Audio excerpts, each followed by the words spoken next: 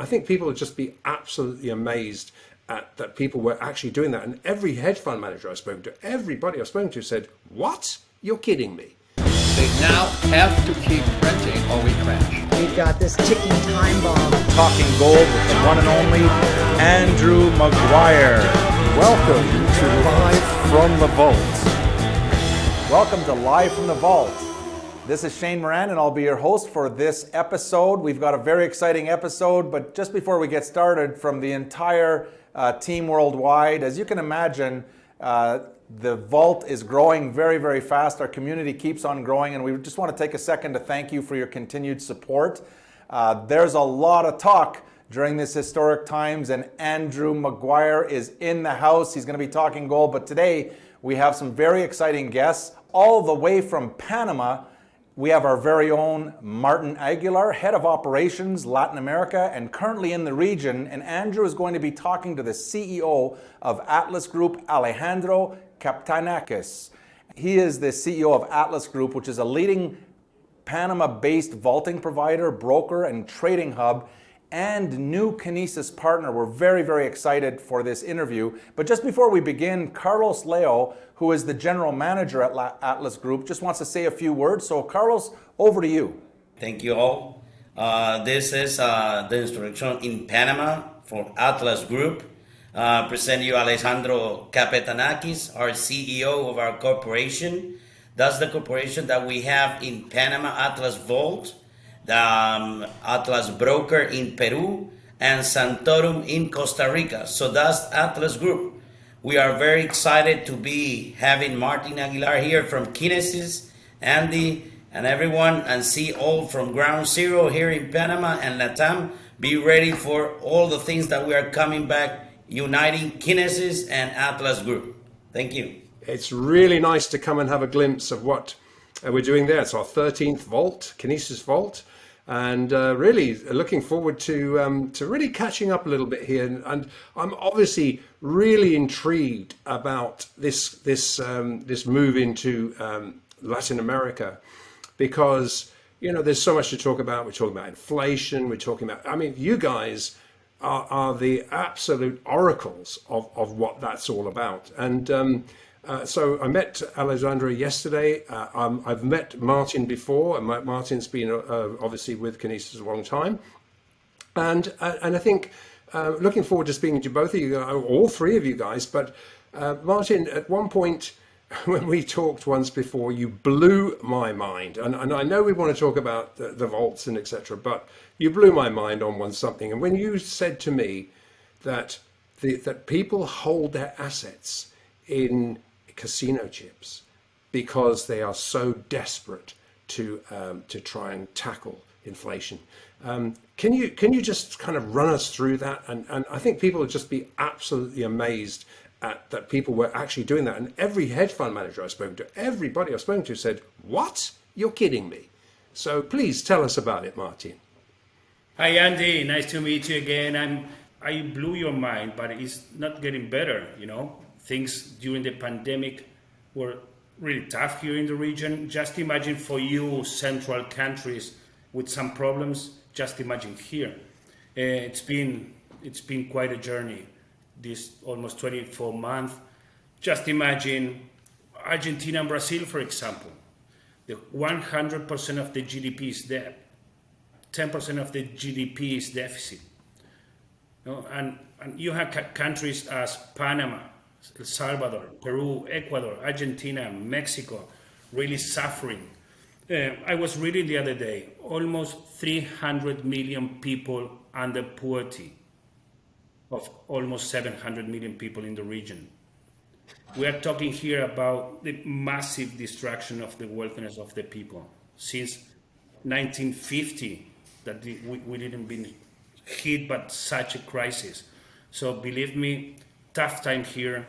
Inflation rates are in the sky. Some countries are like around 60%. Other countries, the average is 10. Unemployment around 10%. What can I tell you, Andy? It's getting even worse than we chat like a year and a half ago. And governments are trying to help people, but they're printing. printing and printing, medical stuff, subsidies, transportation, energy, food.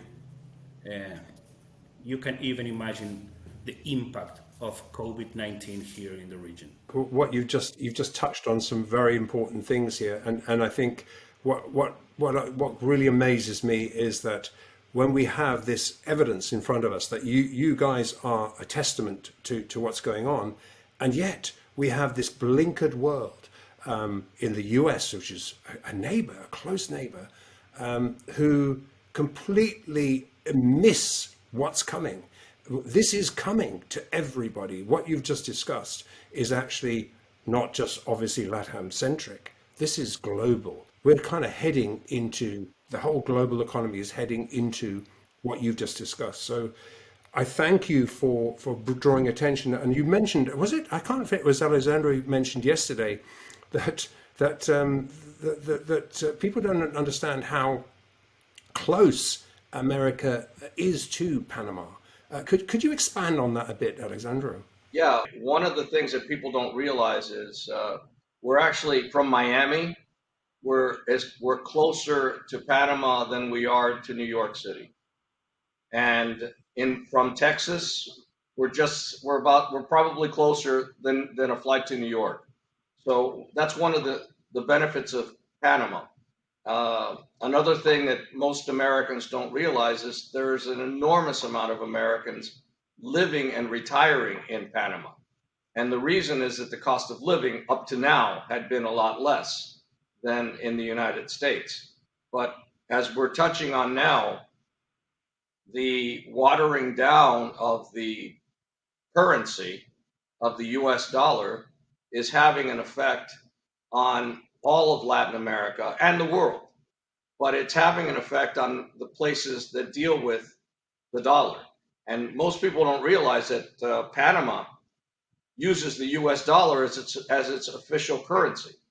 There is no other currency. They call it a Balboa, but you don't come in here and exchange any money. You come in here with dollars and spend dollars, and everything is officially the US dollar.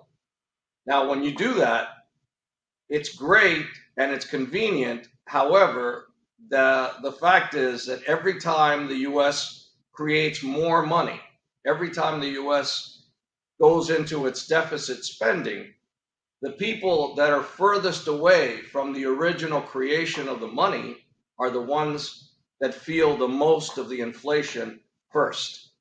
And that's that people are finding, especially here in Panama. They're finding it in South America and Central America. It's happening all over because the dollar is beginning, the effect is always furthest away.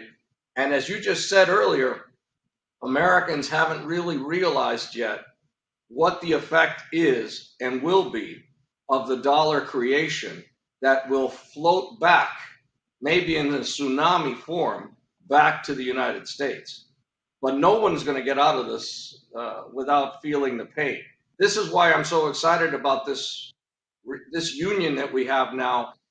The fact is that by creating a network, an ecosystem, eco-economy here, an ecosystem of gold, storage, and now the convertibility to get around. See, what we're doing now is to get past the desperation of the poker chip and actually creating something that people can spend and use for their benefit, which I'm very excited about, because this is something that's important to get around what's being done to our currency. The thing is, what you've just mentioned is the exchangeability factor. I mean, obviously you can't run around with a bar of silver. You can't run around with a bar of gold. It's dangerous and it wouldn't work, and you can't be sawing bits off. But, obviously this Kinesis solution for you, for Latin America rather, is, and that you see this vision and you see this connection now, so far ahead of the game. And I think that this is going to bring a currency better than any other solution possible, and enable also for one of what's close to my heart is the fact that we are dealing in physical, and it's so important. And I think we've just done a show Absolutely. about physical versus paper and the evaporation of paper. And the exit of Basel III, how that's actually now transiting the paper gold away, because we're going to see central banks wanting a higher gold price ultimately. And I think right now what you're doing is so important. And another aspect, which I think Martine had mentioned to me once before, this massive social aspect to it as well. You're touching people who are underbanked, who have no bank, and you're bringing this to them. Well, there's no interest in these people. There's no interest, and the banking system has become so restrictive that a lot of people are edged out of the banking system. And you have people in Colombia that can't even get close to a bank, and yet they have the ability. They have businesses. They want to start businesses, and they want to be able to transact. But you have one of the things that I see that the experts are always talking about yourself when you're giving the information that you share. It's all very important and very good. But one of the things that we miss with all of the economic expertise is that no matter how smart you get with economics, no matter how well you do economically, if you don't take into consideration the political implications and what happens politically, you can end up losing everything you have. And that happens all the time. And in South America, it's a way of life. So if you don't consider, if you invest properly, if you read all the charts and you know exactly what to do, but you don't take in consideration the politics, you can end up being in very hot water. You can lose everything you have. And that's something that we need to start thinking about all the time. And that's why it's always called a plan B. You need a plan B. And a plan B is, one, start looking into going to a jurisdiction that's safe. Keep your money where you can control it. Have control over your funds. And two, have the ability, which is what we now have with Kinesis, to convert that into something that you can do and spend.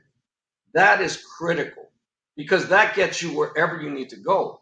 That gives you freedom. That gives you control over your money. And I think that is important. And the reason that we created this vault is that we wanted people, individuals, to say, we can't be the central bank, but we can try to be a central bank. We can be our own central bank. You can have your savings in something that doesn't evaporate. Have your savings in something that you can hold in your hand. And when you do that, you can then convert it through the new technology that we have through the blockchain and Kinesis, and actually have power. That to me is incredible. That is a freedom that I think we all have to cherish, and we need to get people to understand that. That's freedom. And as you say, to me, whether it's a gram, an ounce, or a ton, you are your own central bank at that point. You have taken the responsibility. And it's about taking responsibility for ourselves and the ability to take responsibility for ourselves. And that's something that people in Latin America, this is a hardened people. To me, this is people who have suffered and had to be extremely resourceful. And then we look over just across the border and we see a very pampered country, and I have a lot of American friends who are not that way, but basically, and because everyone we deal with is into gold and silver, so really are taking responsibility. But there's a lot of people who just rely on the government to do everything, and I think this is one of the things that I think people don't understand very much about where we're headed, where the US is headed. They're headed right into what you've been experiencing. I think you're better to talk about this than I am, but the GDP, the federal debt to the GDP is 128%. Right now, it's 128%. What does that mean historically? historically, doesn't that usually mean that things have to collapse at that point?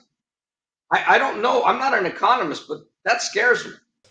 That really, this is a huge divide, and I think as inflation starts to erode, and as money printing continues in the US, in Europe, in globally, already the smart people are into gold and silver, and I can see why Atlas Vaults is so important, and why you've located it where you are, and you've explained, why you have located it there.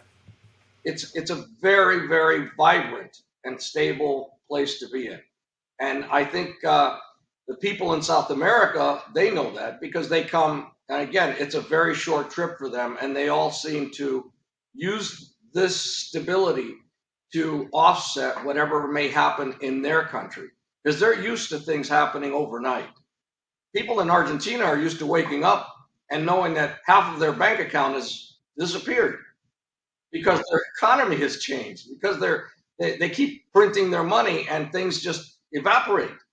And Americans have been blessed and benefited by the fact that they have created the euro, the petrodollar, and because the petrodollar was the world currency, the American people don't realize that they've been benefiting from other people suffering from inflation because the American government kept printing. Once that stops, once the rest of the world decides, and it's happening, by the way, it's going to happen. Once they say we're not going to use the dollar to buy oil, or the dollar will not be the world currency, a tsunami is coming back to the United States. And that's why we're seeing smart money exchanging their debasing dollars, rapidly debasing dollars, for physical. And we deal with people all over the world. And the common question I get, and some of I've got billionaire clients that simply say, well, what do I do with my money? And I think it is really, you must be buying anything tangible, gold, silver, forest, land, these kind of things are tangible, are real, and they all interact together. They're all part of the same thing because you can't print them. And I think this is why it's so important that we're trying to wake up people, give you a head of shake, guys. This is happening. The reason that what you guys are, you're telling a story of something that is coming. You're actually showing where we're going to be, where the US is going to be, where the globe is going to be, into this kind of situation where you will wake up like Martin does on one morning, and it's not just a bail-in, it's your money is just being debased by 1,000% in some instances. What do? Is somebody going to help feed you? No, you better take responsibility.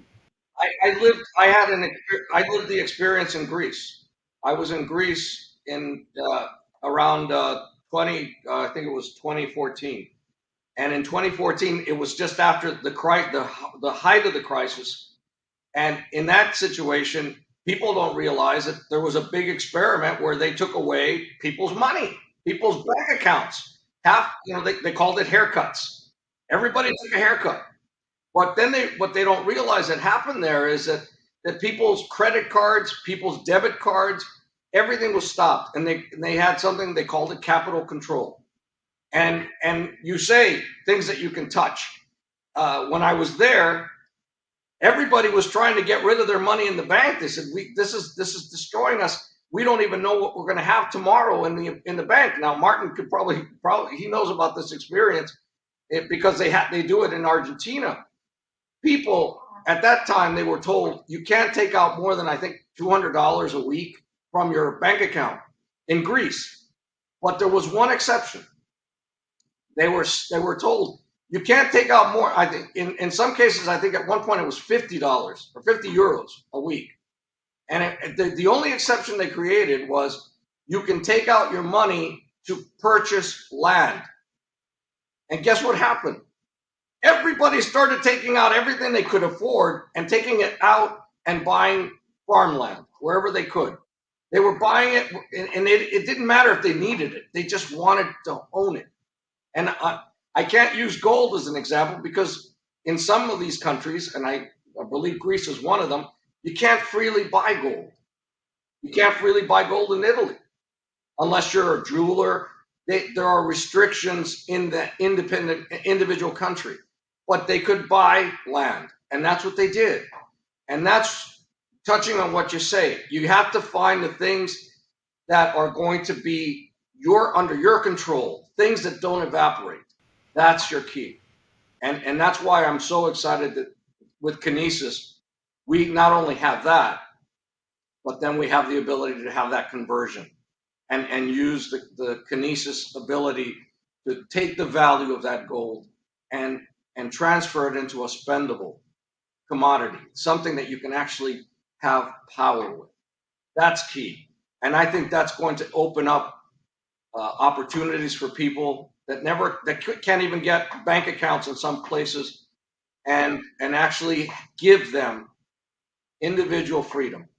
And I think that's wonderful. And we're noticing that already in Indonesia with our relationships with the government there, where there's something like 300 million people, and 60-70% of people are underbanked because they live in a rural area, and so really in Latin America, I mean, there must be a very similar situation, where people are, there must be a huge underbanked population. I would say that it could be as high. In some countries, it's as high as 80%. Wow. There is a great need in South America, and even in the U.S., it's easy to get a bank account. But try and get a bank account outside of the U.S., anywhere else, and it's not easy. It's a very big deal to get a bank account. And this is one of the beauties of the Kinesis system, and this is what excites me about what you're doing there and how you can bring these solutions to everybody. There isn't anyone that wouldn't qualify for this who is a legitimate real person, and you don't have to have massive financials to qualify. You just need to be a real person that you can KYC and say you exist. And there you are. You can have your bank account. You can use gold and silver. You actually get rewarded for the use of that. And it is local South America. It's local Panama. It's on a continent which they understand and know. And so yeah, I think this is a great solution. And the one thing that did strike me constantly is the value that everyone puts on gold and silver. As you say, 5,000 years of history, and especially if anyone understands it, it's people in Latin America. Well, I also can tell you there are examples even in Colombia, the people have seen inflation go through the roof.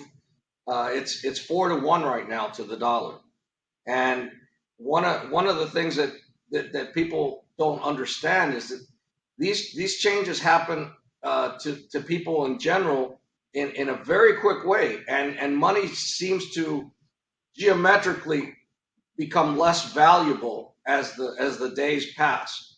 And if we look at the inflation rates that actually do exist, we're not looking at a lot of truth these days.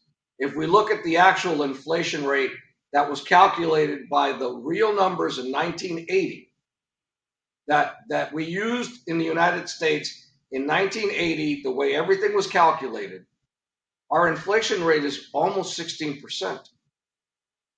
If we go by the old calculations that were, where you actually calculated your food, your energy, it doesn't. What does it matter if you take out the most important things to figure out what inflation is, because you're dealing with that every day? What's going to happen in the future of money in Latin America, and what is the solution that we have to offer? I think, as you might be on the same boat on this with me. Anything that's using either the dollar or the euro is going to end up in a very high inflationary spiral, and I believe that they're losing control out of this very quickly. I think the central banks are losing control. I think the more they print, the more they make political solutions. It's always politically convenient to say, well, we can't afford it, but let's make some more. As this gets worse and worse, people are going to end up getting, there's going to be a lot of pain, a lot more hunger, because people can't afford to buy food. They won't be able to run their cars. Things are going to get very, very expensive for people very quickly. And I believe the solutions that we have are using the blockchain technology to get away from what they do. We can't stop them. We don't have the power to stop them. We can't tell the central bankers to stop doing what they do. But we can actually, and I think you've talked about this a lot, we can kind of follow what they do in secret. They buy gold. You've been talking about that. They force the banks to buy gold. Banks are supposed to, with now the Basel, was it Basel that's now coming into effect? They're making them stop using paper, and they're going to make them back up what they do. Well, that should tell you a lot. That tells you what they consider valuable. Central banks never stopped using gold. And the fact that they're buying gold, and they've been buying gold, the fact that China and Russia and India have always been building up their gold reserves should tell you this is something that you should try to do yourself. Just pretend to be a central bank. Follow what they do, not what they say. And if we do that, if we can do that, we have the ability to at least withstand what will happen, because the storm will come. Yeah, and you said it yourself, Alessandro.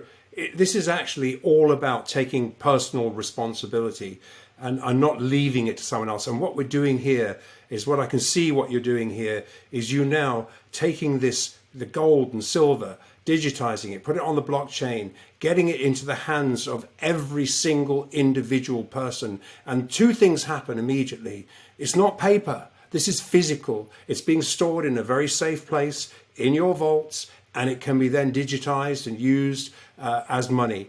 And then as you use that money, what you're doing is, the more people that use it means buying more physical, which in a sense is doing the great thing, because it's bringing more physical into the vault, away from the banks, and forces, in a beautiful way, it forces the real value of gold to be achieved and to be discovered. What is the real price of gold? It sure as hell isn't $1,800. No. It is, when you weigh it up against all the things you've just discussed, it should be, if you divided American debt into, you're talking tens of thousands an ounce. Now, we're not saying it's going to tens of thousands an ounce tomorrow, but what we're saying is a real value. To establish a real value for gold, we need to eliminate the paper. And by you taking this product and taking gold, putting it on the blockchain, using the Kinesis, getting it into people's hands, then what it does is actually force paper out of the system and force physical into our hands. And each and every one of us can take personal responsibility. And that's what I love about what you're doing. And you have a safe, secure place for people to come to. And Martin, maybe some final words, my friend? Let me tell the community, a lot of new good things are coming up next. A lot of work behind the scene with different companies, banks, institutions, government level, lot of new members into the community. I'm really happy to be here in Panama. The vault is amazing. We are going to be able to receive physical for wherever they want to send that physical, but for sure, this is going to be such a good thing for Latin America that the community can even imagine. So thanks very much, Alex, for your support and for your confidence, and we are ready to start. Really happy. And having met your team yesterday, Carlos as well, and everybody, I'm full of confidence that this is the powerhouse. This is where my focus is. I'm watching you guys now. This is exciting stuff. Well, Andy, thank you, and I hope that one of these days you can come here and actually view the vault and come and spend time. I'm with us. coming. I'm definitely coming, guys. Thanks, Andy, for everything. That's wonderful. Thank you. Thank you. All right, I want to just take a second here to thank everyone for your contribution today to make this show exceptional. And there you have it. That's all we have for you today for another fascinating episode of Live from the Vault. Please help us spread the word about this channel by liking and sharing. It really helps the channel when you do that. Also, don't forget to subscribe. And as usual, click on that bell if you'd like to be notified as each episode goes live. So with that, we'll see you next time on Live from the Vault. See you then.